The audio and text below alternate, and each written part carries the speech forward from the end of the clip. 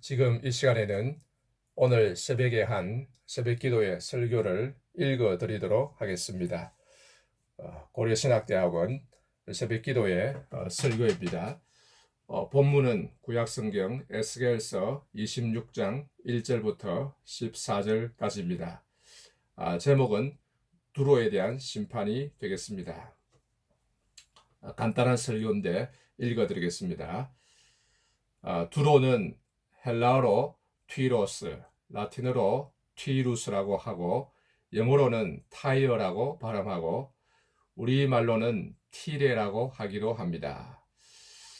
히브리어로는 초어인데 바위라는 뜻을 가지고 있습니다. 두로는 이스라엘 북쪽, 오늘날 레바논 남부에 있는 한 작은 섬입니다.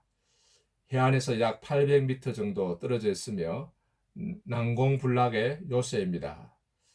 이사야서 23장에 보면 바다의 요새, 경관성이라고 말합니다.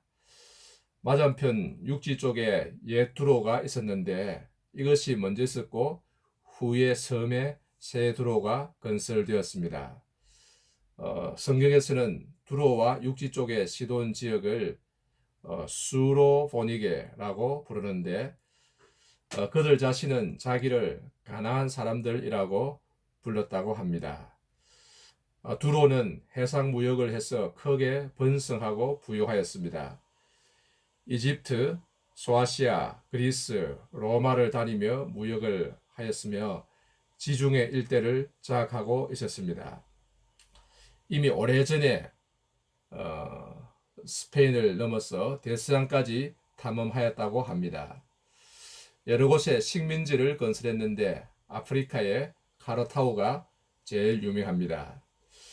역사가 헤로도투스에 의하면 이 페니키아인들은 옛날에 동쪽의 에리트레아 해에서 이주해 왔다고 합니다. 이 에리트레아 해는 오늘날 페르시아만을 가리킨다고 합니다. 오늘날의 어떤 학자들은 고고학적 발굴을 통해 이들이 바레인에서 살다가 왔다고 봅니다. 이들이 서쪽으로 이주해 올 때에 항해수를 가지고 왔습니다. 그래서 배를 만들어 무역을 해서 크게 번성하게 되었습니다. 그들은 주전 1000년경에 쓰기 쉬운 알파벳을 만들어내었습니다. 오래전부터 사용해오던 글자를 간단하게 만든 것입니다. 국제 무역을 하면서 영수증과 계약서를 하도 많이 쓰다 보니 간단한 문자가 자연스럽게 발전되어 나왔다고 볼 수 있습니다. 그런데 이렇게 발전한 두로가 하나님의 심판을 받아 망하게 되었는데 그 죄가 무엇입니까? 2절에 보면 두로가 예루살렘에 대하여 이르기를 아하 만민의 문이 깨져서 내게로 돌아왔도다. 그가 황폐하였으니 내가 충만함을 얻으리라 하였도다 라고 합니다. 주전 586년에 예루살렘이 멸망하자 두로 사람들이 기뻐서 좋아한 것입니다. 왜 좋아했습니까? 예루살렘은 팔레스타인 지역의 중앙에 있어서 당시에 무역을 통제하고 관세를 매겼기 때문입니다. 그래서 예루살렘은 당시에 만민의 문이라고 불렸습니다. 그런데 이제 그 만민의 문이 멸망하여 없어졌으니 두로는 관세를 물지 않고 마음대로 무역할 수 있다고 생각한 것입니다. 예를 들면 홍해 입구에 항구 엘랏에서 두로까지 자유롭게 통행할 수 있게 되었습니다. 그러면 엘랏을 통해 아라비아와 아프리카와도 직접 교역할 수 있습니다. 그래서 상권이 두로에게 돌아왔다고 해서 기뻐한 것입니다. 예루살렘의 멸망이 두로에게는 이득이 되고 남의 불행이 두로에겐 행복이 되었습니다. 그래서 두로는 이웃의 불행을 즐긴 것입니다. 이것은 아주 악한 태도입니다. 그래서 하나님은 이런 두로를 심판하십니다. 3절에서 14절에서는 두로에 대한 심판을 예언하고 있습니다. 4절과 14절에서 맨바위가 되게 하신다는 것은 두로의 뜻이 바위인 것을 염두에 두고 하신 말씀입니다.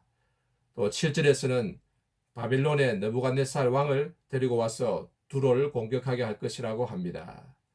또 6절에서 그의 딸들은 칼에 죽으리니, 그리고 8절에서 너의 딸들을 칼로 죽이고 하는 것은 육지에 있는 여러 딸 도시들을 두고 한 말입니다.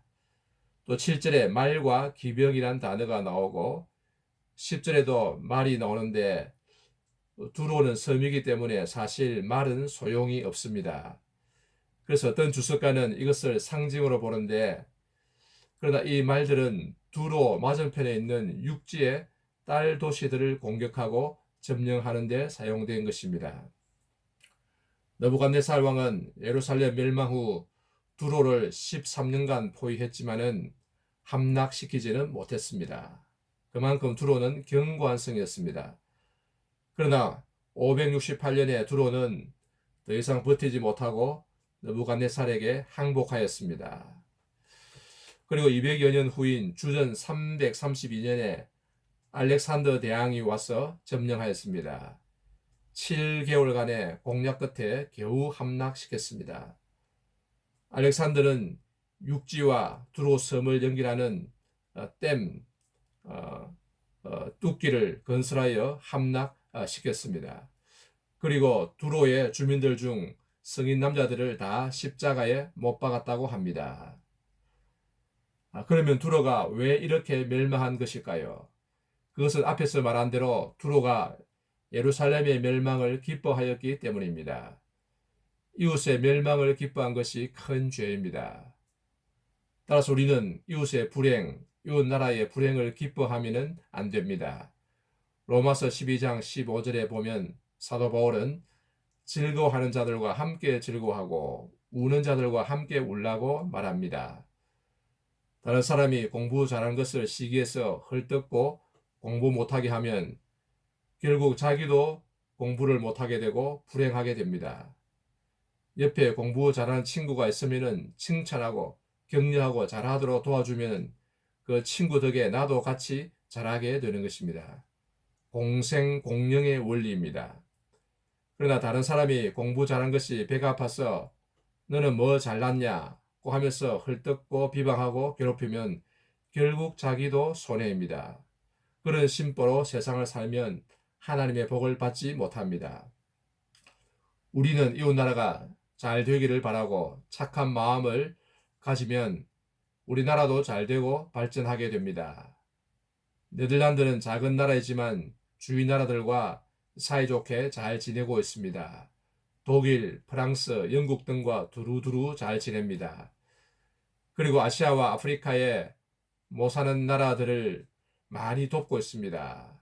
기아 대책기구와 심장병 환자 돕기, 말라리아 퇴치를 위해, 그리고 에이즈와 에볼라 퇴치 등을 위해 많이 돕습니다. 오래전부터 수백 개 구호단체를 통해 구호활동을 해오고 있습니다. 또 그린피스는 암스테르담에 본부를 두고 있고, 그 외에도 암네스티 인터내셔널, 국경 없는 의사회, 이런 단체도 적극적으로 돕고 있습니다. 그렇게 남을 도우고 살 때에 하나님이 기뻐하시고 복을 주시는 것을 알 수 있습니다. 두로가 가장 번성했을 때는 주전 10세기의 히람 왕 때였습니다. 히람은 다윗과 솔로몬의 친구였습니다. 솔로몬이 예루살렘 성전을 지을 때 히람은 기술자와 레바논의 백향목을 공급해 주었습니다. 이렇게 서로 평화롭게 지내고 교역할 때 두로는 크게 발전한 것입니다. 우리 원우 여러분, 우리는 복음을 전하는 사람입니다. 온 세상에 그리스도의 복음을 전하는 사람입니다. 그러려면 우리는 사랑의 마음을 가져야 합니다.